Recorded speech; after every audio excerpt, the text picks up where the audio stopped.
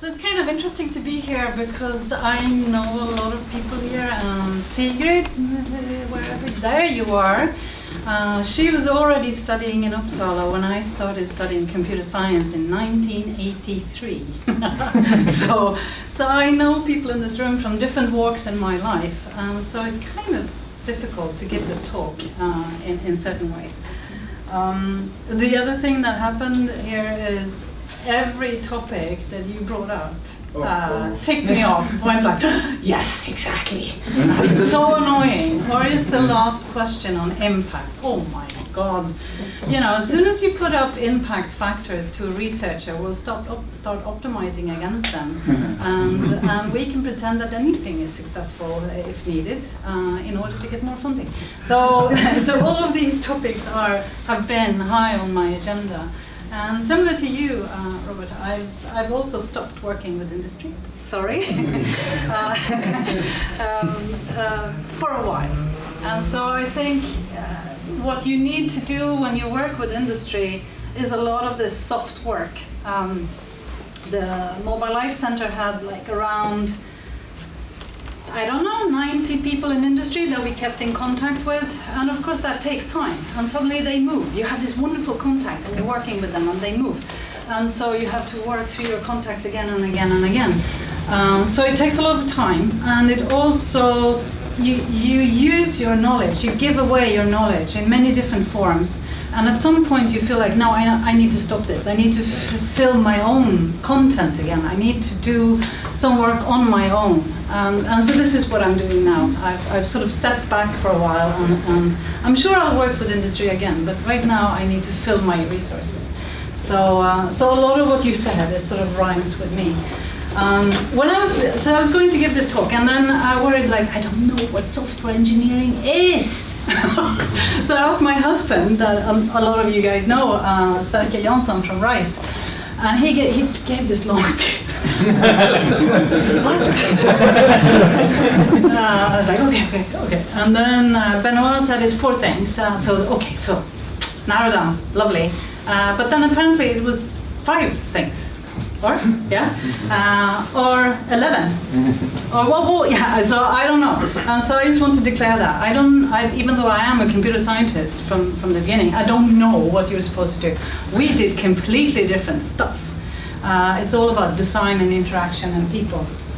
So I'm going to use that just as examples that might inspire you. I don't know. So this center, the credo we have, and first I should say, you're not allowed to do your own logo. Do it anyway. And then just ask for forgiveness afterwards. So you need to create a sense of what the center is about. And what we did was create the credo that we were always exploring, always creating, and always enjoying. So what do I mean by that? Well, our research was not about how to use mobile interactions or apps or IoT to do the boring stuff in life, like work. But instead to engage in the fun stuff of life. Games, social interaction, emotions, fashion, all the good stuff, the stuff that we do and we're actually paid to do. That stuff we were interested in, nothing else. And so we wanted to be exploring that space and creating stuff and enjoying. And this is not only the way we worked within the center together with our industry partners, it was also what we wanted our end users to have. We wanted them to be explorative and have fun and be creative and do stuff. So when we started out applying for the funding in 2004, I talked to some older gentlemen in Kista who told me that there's no way you can do that. You can't pull that off because the whole point of mobile interaction is going to be work. So you need to address work. You're like, yeah, boring. So we just did not take the advice and went on anyway and got the funding. So the funding we got was a mobile excellence center. You heard the word excellence? That's us. So we got a lot of money. We started applying in 2004. So I heard that you had some struggles with CASTOR and getting all the IP agreements and everything in place. And yes, It took bloody ages, and it was really hard work, and a lot of it I was not prepared for. I didn't know exactly how to negotiate IP or what that was even, and so there's a lot of skills that you have to have if you're going to run a center that I didn't know. So it took from 2004 until 2007 when we started, and we had 210 million to spend over these 10 years. So it's a lot of money, a lot of money. The whole idea from Vinnova's end, I'm sure you've all heard this many times, but the idea is this triple helix model.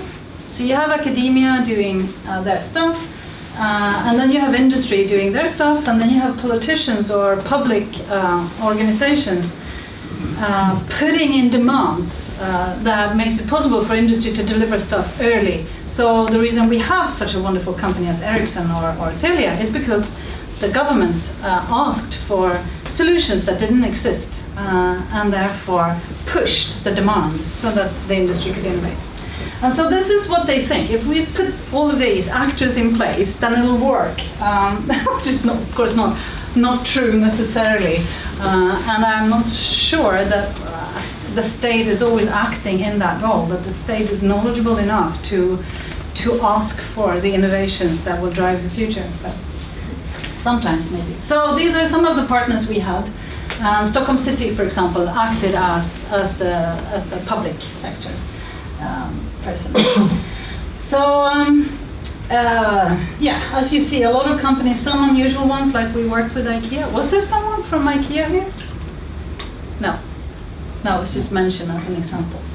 Yeah, so that was lovely to work with IKEA. It's amazing, a lot of fun. Anyway, so what was the main challenge, perhaps? It was challenging working at Mobileye. This keeping just ahead of the curve when it comes to technology, being right at the borderline of what is possible to do right now. The key challenge we have had is to link the research we have been done to some sort of audience that is not the academic audience. I think coming in the middle and having to sort of try and rejuvenate things and give it a little bit of new energy. So, as you know, it's on one hand it's like 35 to 45 researchers when it was at its peak, but it was also yet another 45 people in industry. So the challenging thing was always working with partners. I think everyone agrees to that. The most valuable and the most challenging. So it's basically repeating your arguments, I guess, to some extent. And so for us, it was a lot about connecting the dots. So what we were doing, which was a bit into the future sometimes, to connect the dots back, to sort of say, well, this is why we should be looking at this now rather than later, because this is where the world is heading. So I think as academic partners in this project, we were worrying a lot about relevance. So we were doing work that was not technology driven, that I think maybe you're going to do in the software engineering center, maybe. We did something else, design driven work, and I'll tell you a little bit about what that is. And so we were worried that Ericsson and Sony Ericsson and so on, all the partners we had in the beginning, that they would understand this and be able to work with that. With IKEA, no problem. With the consumer-oriented companies, no problem. But with other companies, maybe not. We were worrying about whether the stuff we were doing, the fun, enjoyment, games, and so on, this is 2004, it's a long time ago. We were like, yeah, I wonder if Ericsson is ever going to feel that they make money out of the fun parts in life. And even we didn't really know what industry was making their money from. So we had a workshop early on where we asked everyone, like, where is your money coming from? And I remember being very confused by stuff like Ericsson, what Ericsson told us. They didn't own the land upon which the beacons are placed. They didn't own the beacons. They didn't own, what do they own? They own the software and some services. And what are those? I thought that those services belong to Telia. No. Telia is billing the customer. What?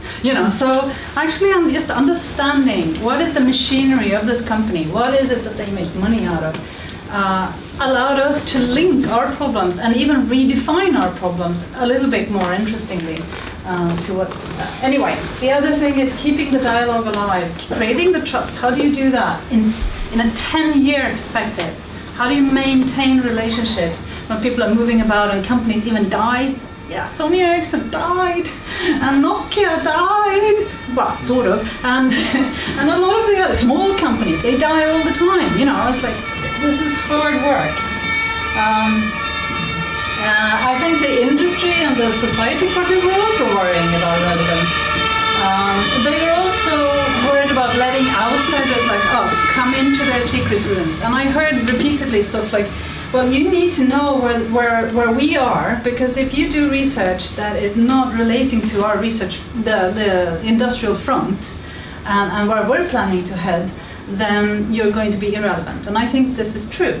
But we're not let into those rooms. So we figured out a clever way of solving that, and that was to make everybody do internships in industry. So everybody, including senior people, had to work 3 months in industry. And then you sign a contract, and then you can see the secrets, the inside stuff. And then when you come back, you can't talk about it, but it informs what you think you're doing and what you're not doing. So they were also mainly, I don't know if this is true for you guys, but the industry we were working with said, yeah, we can give you money, but we don't want to give you time. We don't have time to talk to you guys. And that doesn't work. It doesn't work. Then no transfer is happening whatsoever.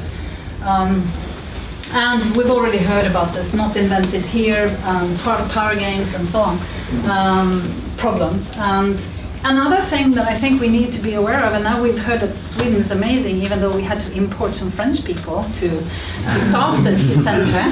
But anyway, Sweden is fantastic, but why do you put your resources here? If you're Ericsson, you can shop for research anywhere. Why shop for research at KDH? Mobile Life is all about that we are being challenged as well as being encouraged. Mobile Life was for me a concept breaker. What was science in 2008 is today a part of people's everyday life. Mobile Life, you've been an inspiration for the last 10 years. Thank you. So this is just some voices from the people we were working with, and so. What we heard here, I don't know if you heard what they said, but it was about being challenged, about being encouraged, inspired, seeing the future before it exists. They wanted to bring in ideas to make their processes and products better, but they didn't want us to give them what they already had. That was just, boring to them. And they wanted to know about the digital disruptions that we've been seeing over these years now, before they happen, so that they could be prepared and agile enough to deal with it. And they were also longing for this pre-competitive arena. So just by being there, offering a space where they could talk to one another about stuff happening 5-10 years into the future. Usually I say 8 years into the future. Most of our stuff has been like 8 years into the future. So they wanted to be in the same room with us, talking about these things, but also talking to one another. Even when they're competitors, that's what they want. So how do you provide that in CASTOR? Lots of wine needed, lots of partying, lots of meeting space, various forums for making that happen. So taking risk is what they wanted. It's like, yay! If this is what they want, then we can stop worrying as researchers about not talking about what we're really doing. So I'm going to give you an example. It is, of course, my own project and my favorite project that I'm still working on. And it is a success. I'm not going to tell you about the failures. There were many failures, obviously. I'm not going to talk about them. I'm just going to talk about a successful one. And it's about designing something called from a SOMA perspective. So I used to get you into the space and give you a little rest. What if you sit up properly in your chair, put your both feet on the floor, relax your shoulders, and close your eyes. And it's okay to snore a bit, it's fine. And let's just take a deep breath together. and turn our attention a little bit inwards. Turning your attention to your feet, to your legs, how they're resting on the chair, to the way you're sitting, to your breathing, where air is coming in and coming out, to your shoulders, to your arms, to your expectations for today, for tonight.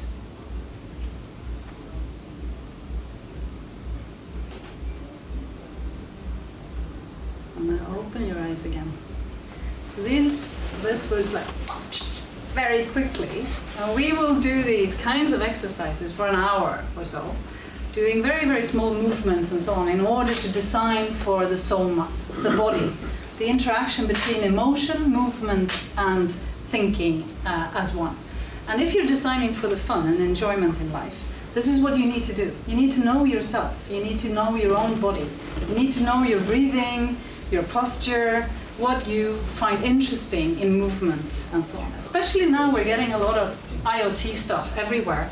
And those interactions are not going to go through a screen necessarily. They're also going to go through bodily movements. As you move through your home, through your garden. One of my PhD students, Peter Sundström, ended up in Husqvarna and built a lot of stuff around chainsaws and whatnot.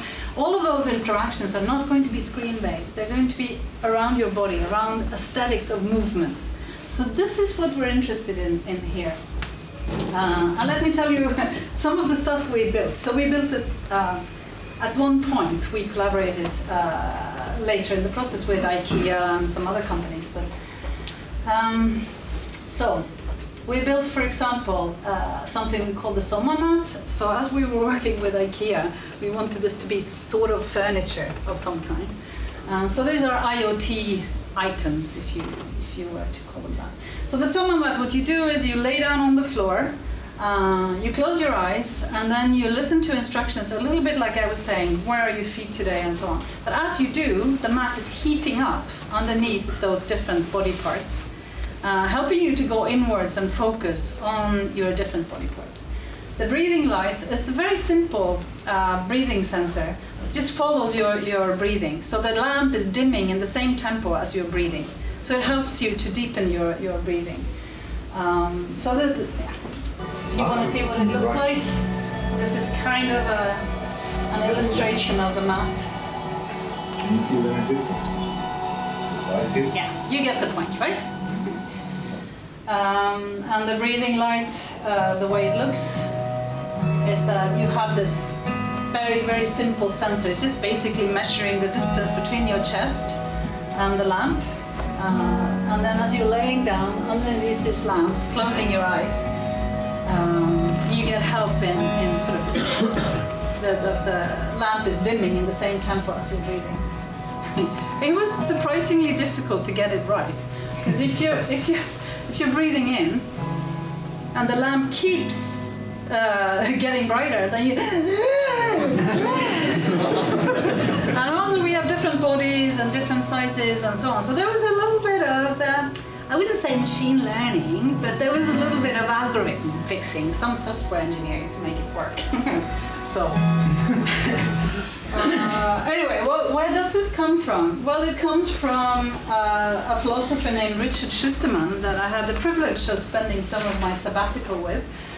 He's a philosopher who thinks that the body has been generally ignored in most of the Western philosophy that still influences a lot of the research we do and a lot of the technologies we build for people.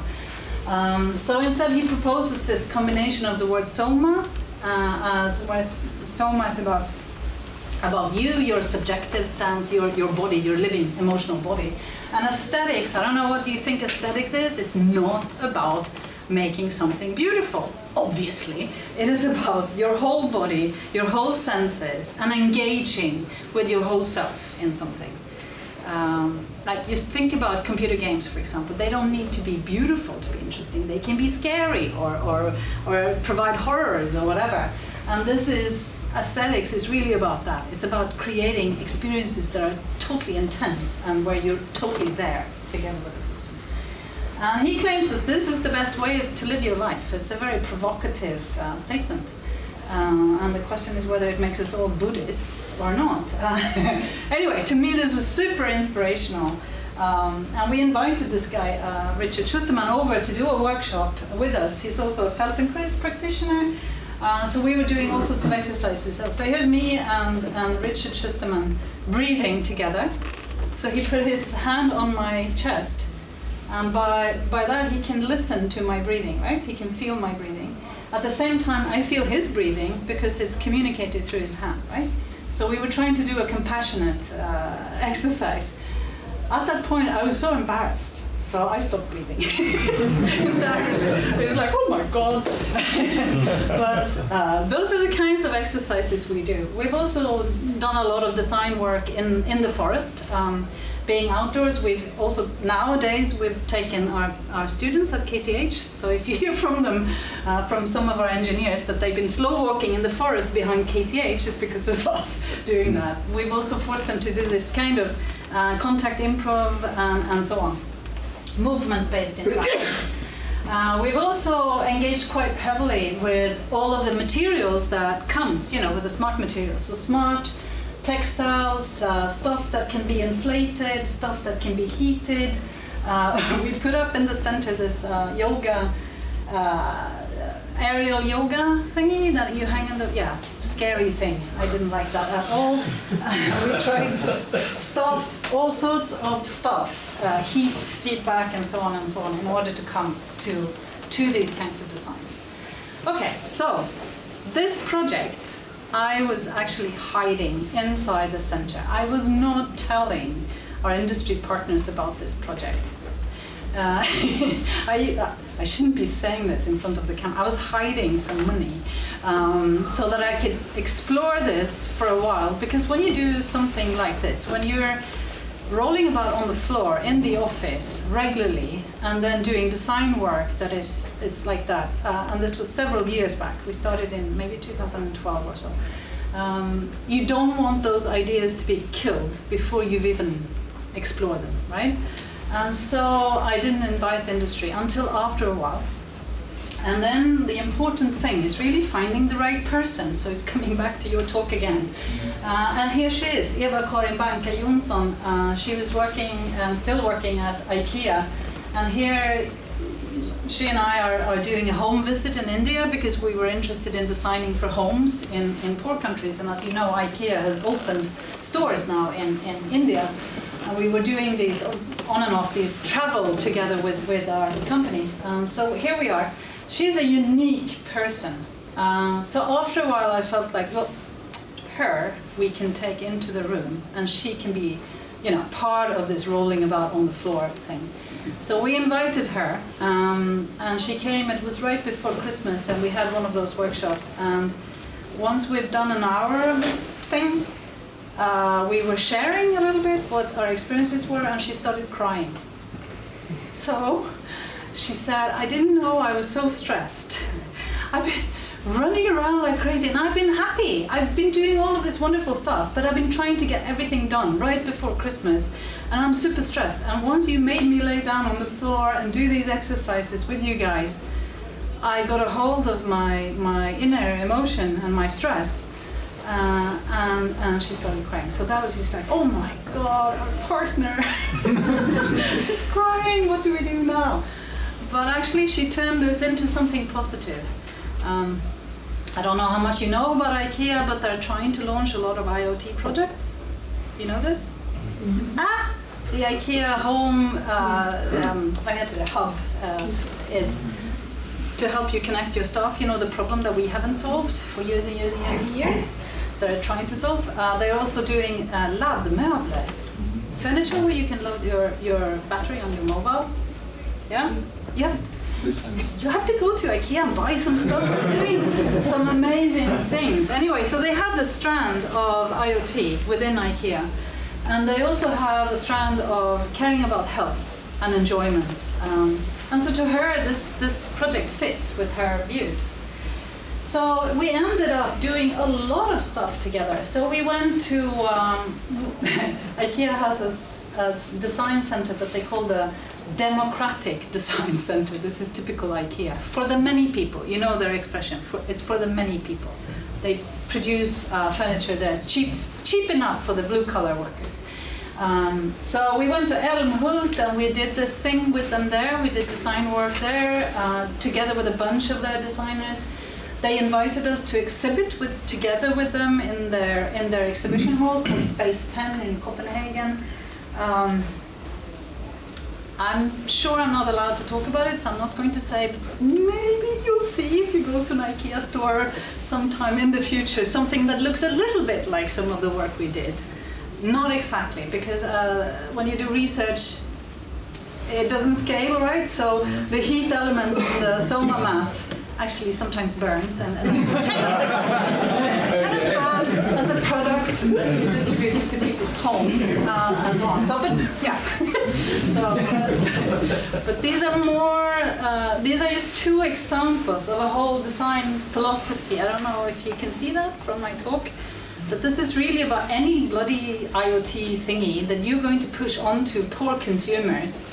They need to be designed with care for who we are, our whole selves, our whole body, and our whole interaction. Academically, how did it go? Well, it went really well. We've done a lot of papers, and I have a book coming out. I'm going to have a book launch party. You're most welcome. And now in October, we ended up on the front cover of Interactions and so on. These papers that we published on this are already gaining a lot of citations, which is what we love as researchers. They're also co-published together with industry. So Eva Karin is a co-author there and so on. So it did all of the things that it's supposed to do. So I guess it's a level 3. Yeah. Yeah, sort of. So we took a lot of risk here. I think this is not how interaction design has been done, and this is not, so we're kind of unique, and we're leading the research front in that area in our group together with a few other groups around the world.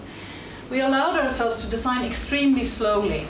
I guess you've heard about designerly approaches where you go chum chum chum and you generate ideas super quickly. The Stanford D-School model of designerly thinking, it's crap. It's aggressive and shit and crap, and it generates crap ideas. Don't do it. And don't go with the hackathon shit either. It's shit, right? It doesn't generate anything beyond what you already knew when you went into the hackathon. Okay, so what you need to do if you really want to do original work is that you need to design slowly and honestly and pull on resources in yourself to do really good stuff. And we did design together with our partners, and it came out tangible design outcomes, and it is really a design philosophy, so it's scaling in that sense. Scaling in a slightly different way, maybe than your stuff is supposed to scale, I guess. It is also touching something else, namely some of the disruptions that we're seeing. I don't know if you can see that in this work, but you know of all these companies that are now like, oh shit, we have data, because suddenly interactions are everywhere, they're inside their products, right? And they're like, we don't know what to do with the data, and we don't know what to do with these products, and maybe we should connect all our stuff to the internet, because this is what everybody says, right, that you should be doing.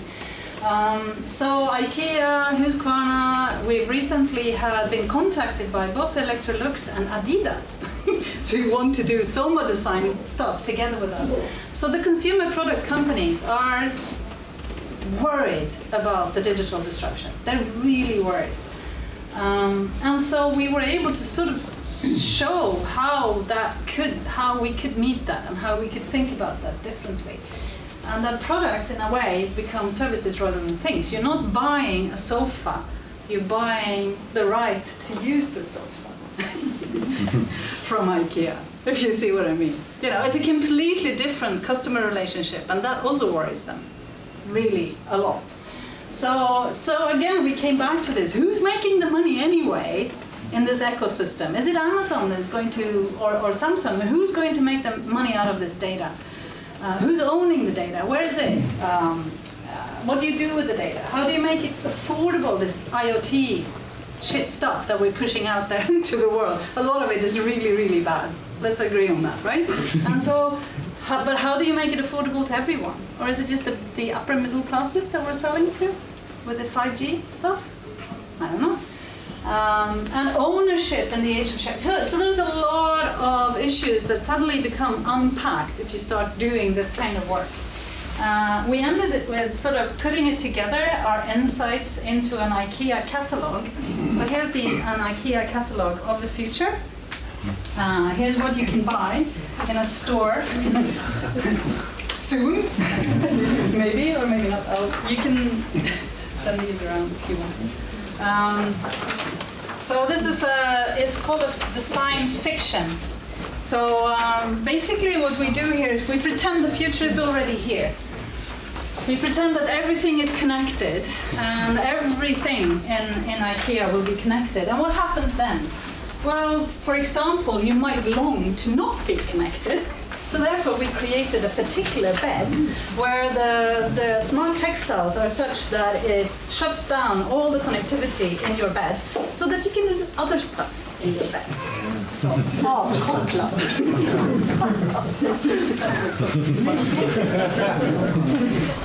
What you'll see in the catalog as well is different business models. So instead of buying bookshelves, which is what they sell most of the time, what you buy is the service of a bookshelf.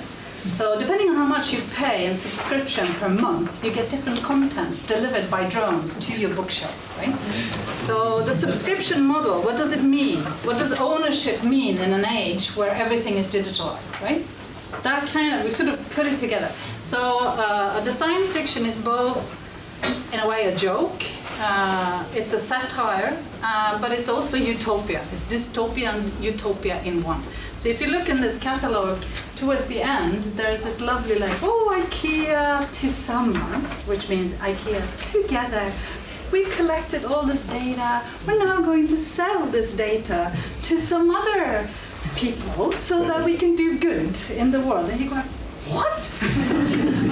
And then you go, oh shit, that's what Google is already doing, right?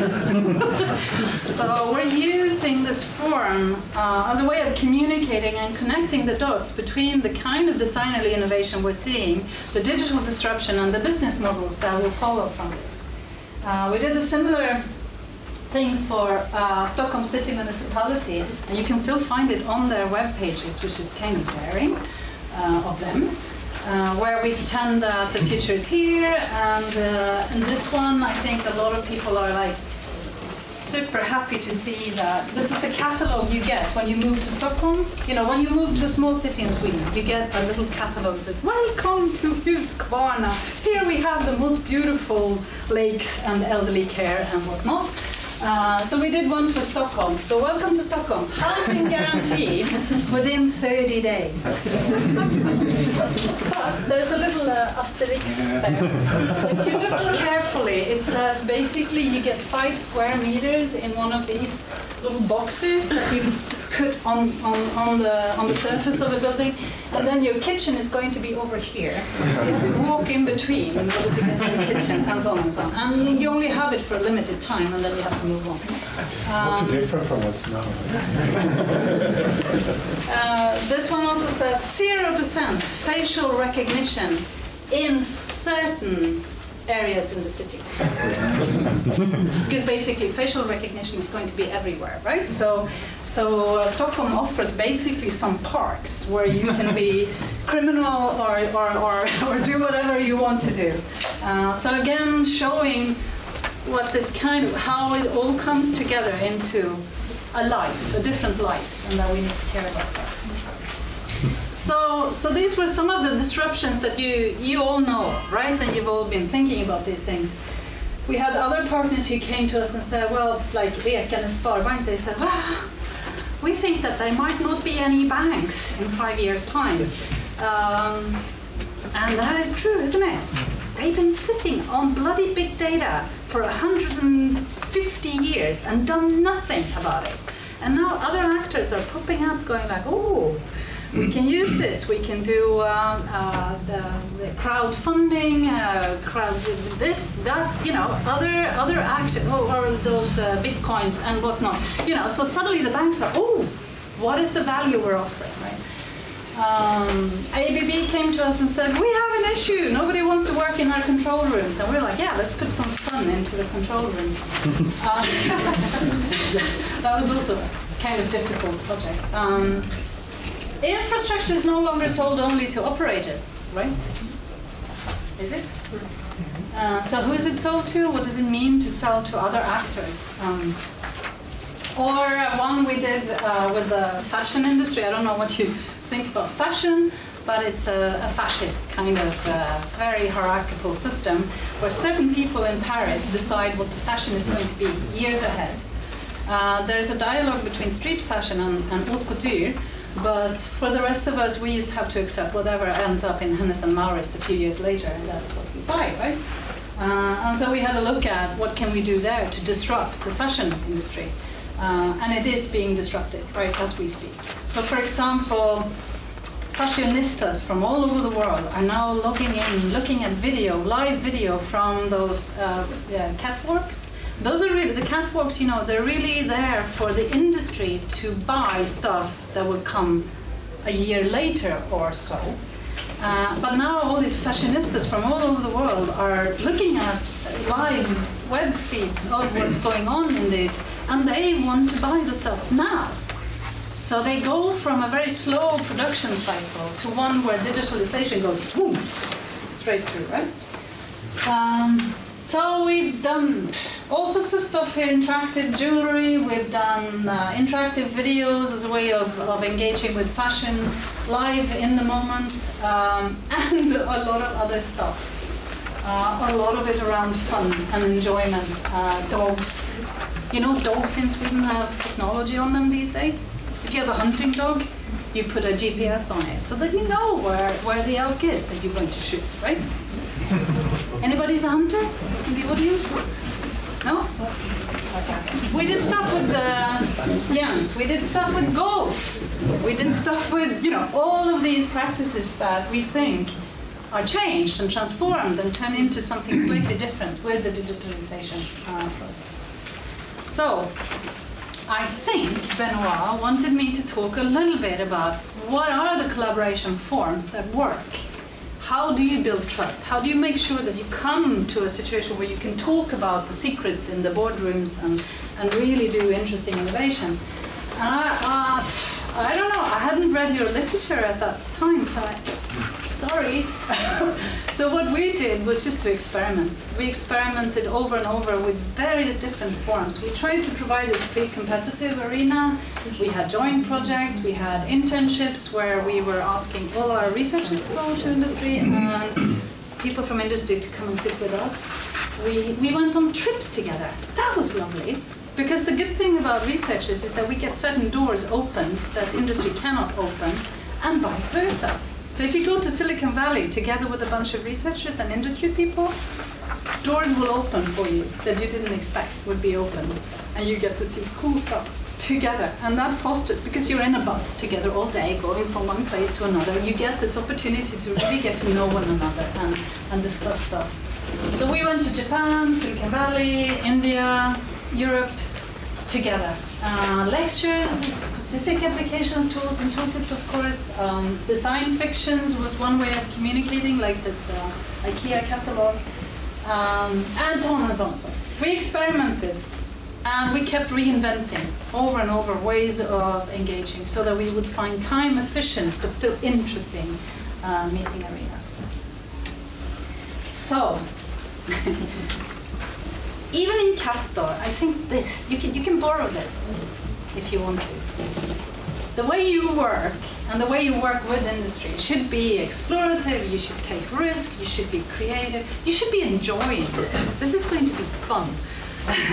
And you need to figure out how to work with that, conveying that sense of we're innovating the future together. That's what we're doing here. Fashion,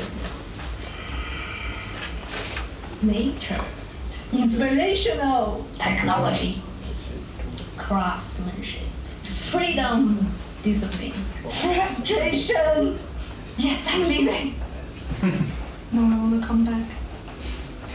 So this is one of our PhD students, and what they've come back to me. I'm super happy that Mobile Life is over, but all of the people who worked in the center keep coming back and say, "Oh, it was so good. It was so creative. It was so interesting."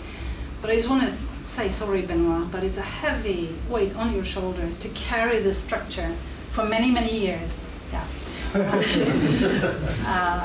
And so you need to figure out ways of distributing that heavy weight so that you can also be creative and have fun, and not end up like me going like, I'm never ever working with industry again. And my final advice, save some money for the death of your center. So this is from the mobile death party. So we saved some money and we had a lot of fun. We rented costumes from, you can rent costumes here in Stockholm from the theater, leftover costumes. We had a band, we had a lot of fun. And our industry partners are here. There's Richard Harper from Microsoft and so on. They were also there partying like crazy. Our academic advisors were there. This is what you want. So save some money for how to close the center. And it's a serious call for action. I don't know if you read the Ways of Creating a Failing Center by Patterson. So you need to think about this. This is not a structure that should remain forever. You should be very concrete about what you're doing and then figure out a way of closing in a good way, for everyone in a good way. And hard. Thank you. Thank you.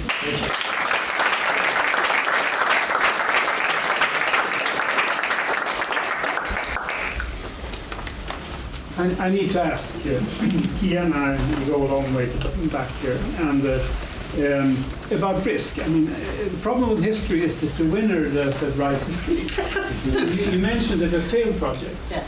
and the importance to take risk. But my experience from my life in science is that there are two categories of people that are the most risk-averse in society, and that's teenagers and researchers. Because if you're in your career as a researcher, people like you and me can take risks, Yes. because we have it made somehow. But all these junior researchers that are in their career, and they want to produce papers, and what do? Well, they go for the sure thing, and they write this epsilon research on, and I mean all the crap you can see in conferences. In Swedish you call it meriteringsmakulatur, or papers that are written just for boosting your CV, but there's very little content in them, because you need to write them, because our promotional systems all needs those papers, and there's very little innovation in them.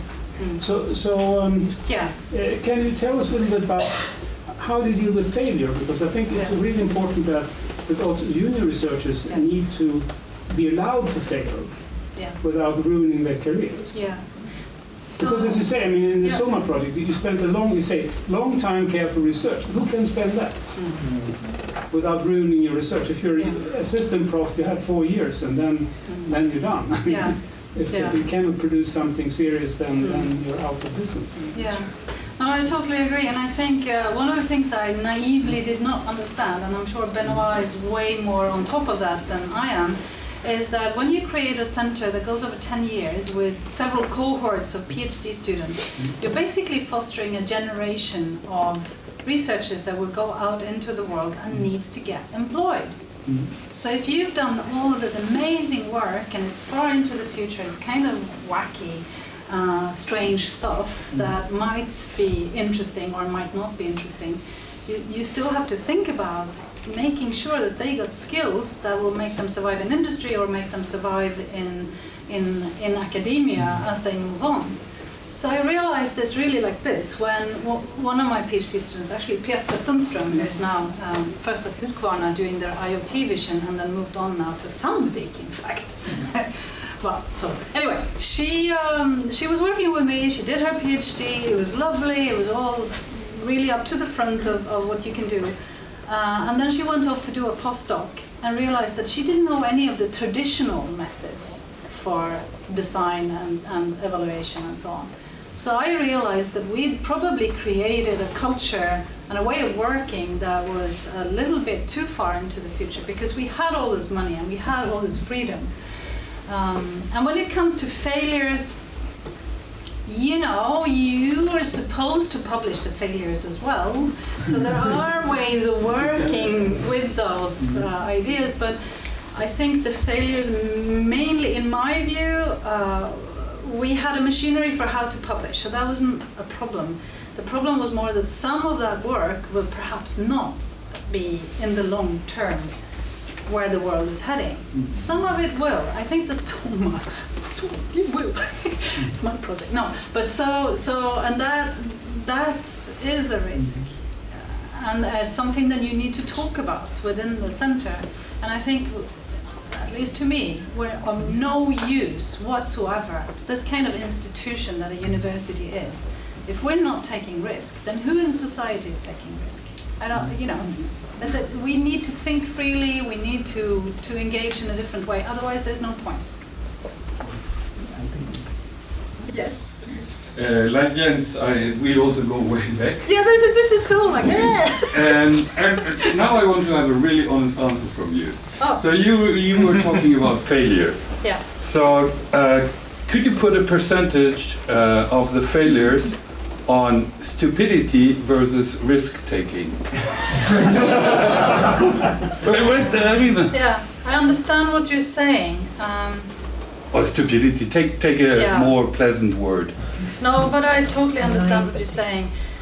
And I think maybe underneath your question is something that is a strong value in me and that I don't talk about so often, but it's elitism.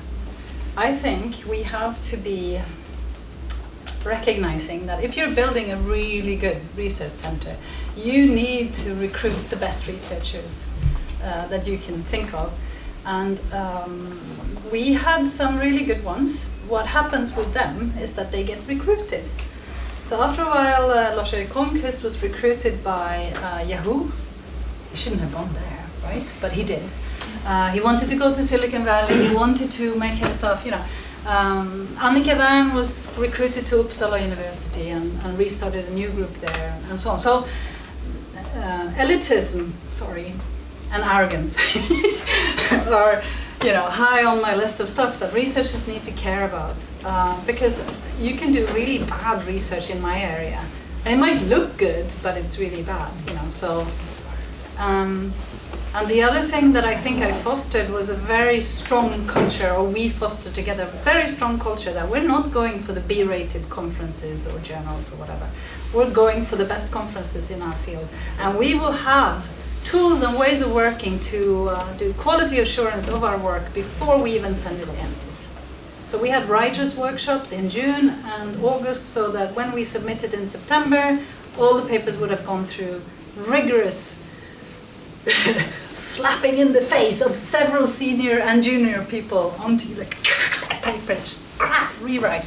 And we still do this. Quality, you know, you do this for software, and why aren't we doing it for our own academic endeavors? So, yeah, but there is, of course, stupidity. There is but the bad researchers. And you know, we have an issue. Can I say this aloud? But we have issues in Sweden where we can't fire PhD students. It's really, really hard. Once you bring them in, you're stuck with them for bloody 5 years, right? And so you can see pretty quickly that this is not going to work, but it's super hard to get rid of. So yeah, there are issues. The camera is kind of... One last question. Otherwise, Kia will also be here the rest of the day. I'm going to party tonight. There's wine, right? There must be wine. I hope you have a costume. Thank you very much.